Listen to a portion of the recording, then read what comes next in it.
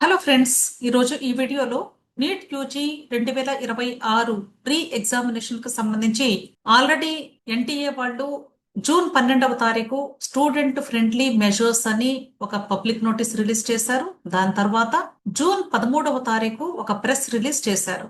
అయితే ఇక్కడ మీరందరూ కూడా గమనించాల్సిన విషయం ఏంటంటే, యూజువల్ గా మనకి అసలు ఈ ఎన్టీఏ వాళ్ళు ఈ పబ్లిక్ నోటీసెస్ ఎన్ని రిలీజ్ చేసినప్పటికీ కూడా వాళ్ళు ఎంత జాగ్రత్తలు తీసుకున్నా కూడా మన జాగ్రత్త మనం పాటించాల్సిందే. కొద్దిమంది నాతో షేర్ చేసుకున్నటువంటి విషయము, కొన్ని ఎగ్జామినేషన్ సెంటర్స్ లో అంటే ఇన్విజిలేటర్స్ కి వాళ్ళకి అవేర్నెస్ లేక స్టూడెంట్స్ కి అంటే అటెండెన్స్ షీట్ ఫిల్లింగ్ కావచ్చు, లేకపోతే బయోమెట్రీ కావచ్చు, అక్కడ చాలా టైం ని వేస్ట్ చేశారు.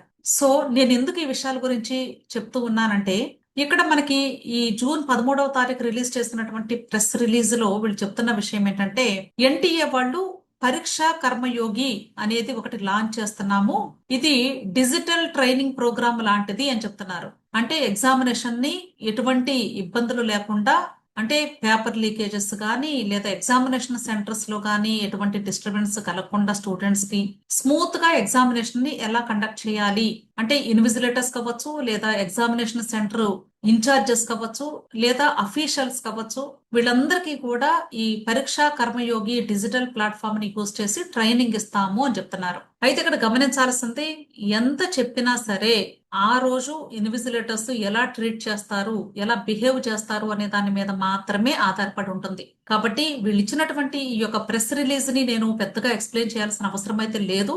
ఎందుకంటే ఇవన్నీ కూడా వాళ్ళు ఏదో ఒక పాయింట్స్ ని మనకి డిజైన్ చేసి ఇస్తున్నారు, కానీ వాళ్ళు జాగ్రత్తగా పేపర్ లీక్ అవ్వకుండా మనకి ఏ మాత్రం చిన్న హెల్ప్ చేసినా కూడా స్టూడెంట్స్ కి చాలా హెల్ప్ అవుతుంది అది. కాబట్టి వాళ్ళు పేపర్ లీకేజెస్ అవ్వకుండా తీసుకోవలసినటువంటి జాగ్రత్తలు పాటిస్తే ఇటువంటి సమస్యలు మరలా పునరావృతం కాకుండా ఉండాలి అని మాత్రమే మనందరం కూడా ఆశిద్దాము. కాబట్టి ఈ ప్రెస్ రిలీజ్ కు సంబంధించి స్టూడెంట్ కి కానీ పేరెంట్ కి కానీ ఎటువంటి ఇన్ఫర్మేషన్ కూడా పెద్దగా ఉపయోగపడేటట్టయితే లేదు అని నేను చెప్తాను. ఎందుకంటే వీళ్ళు జస్ట్ మనకి ఏదో పాయింట్స్ ఇస్తున్నారు, అంటే రోజుకొక ప్రెస్ రిలీజ్ లేదా రోజుకొక పబ్లిక్ నోటీస్ రిలీజ్ చేసినప్పటికీ కూడా చాలా సార్లు కూడా వీడియోస్ లో చెప్పేటువంటి విషయం ఏంటంటే, రూల్స్ రెగ్యులేషన్స్ ఇవన్నీ ఉంటూనే ఉంటాయి, కానీ వాటిని ఎంతవరకు ఎగ్జిక్యూట్ చేస్తున్నారు అనేది అది ఆ రోజు ఎగ్జిక్యూట్ చేసేటువంటి పర్సన్స్ ని బట్టి ఉంటుంది. కాబట్టి నేను చెప్పేటువంటి విషయం ఏంటంటే, ముఖ్యంగా మే 3వ తారీఖు జరిగినటువంటి ఎగ్జామినేషన్ రోజు జరిగినటువంటి మిస్టేక్స్ ని మరలా మీరు రిపీట్ చేసుకోకుండా, ఎందుకు ఈ విషయాన్ని నేను చెప్తూ ఉన్నానంటే, కొద్దిమంది స్టూడెంట్స్ పేరెంట్స్ చెప్పినటువంటి విషయం ఏంటంటే, అంటే ఎగ్జామినేషన్ హాల్లో ఒక 20 మినిట్స్ టైం వేస్ట్ అయింది కాబట్టి టైం సరిపోలేదు క్వశ్చన్ పేపర్ ఆన్సర్ చేయడానికి, ఆన్సర్స్ తెలిసినా కూడా బబుల్ చేయడానికి టైం సరిపోలేదు, ఇలాంటి విషయాలు చాలా మంది చెప్పడం జరిగింది. ఏది ఏమైనప్పటికీ కూడా ఇప్పుడు మీరు గమనిస్తే జూన్ 12వ తారీఖు రిలీజ్ చేసిన పబ్లిక్ నోటీస్ లో 15 నిమిషాలు మనకి యాడ్ చేస్తూ మనకి ఒక నోటీస్ కూడా రిలీజ్ చేశారు. అయితే 15 నిమిషాలు టైం ఇచ్చినా సరే ఆ రోజు ఎగ్జామ్ రోజు ఎగ్జామినేషన్ హాల్లో ఇన్విజిలేటర్స్ ఎలా ఆ టైం ని యూటిలైజ్ చేస్తారు అనే దాని మీద మాత్రమే ఆధారపడి ఉంటుంది. కాబట్టి స్టూడెంట్స్ మీరు చేయవలసిన పని ఏంటంటే, ఇన్విజిలేటర్స్ సంతకానికి వచ్చినప్పుడు మాత్రమే మీరు ఆ సంతకం గురించి ఆలోచించండి. మిగిలిన విషయాల గురించి అసలు మీరేమీ కూడా డిస్టర్బ్ అవ్వద్దు.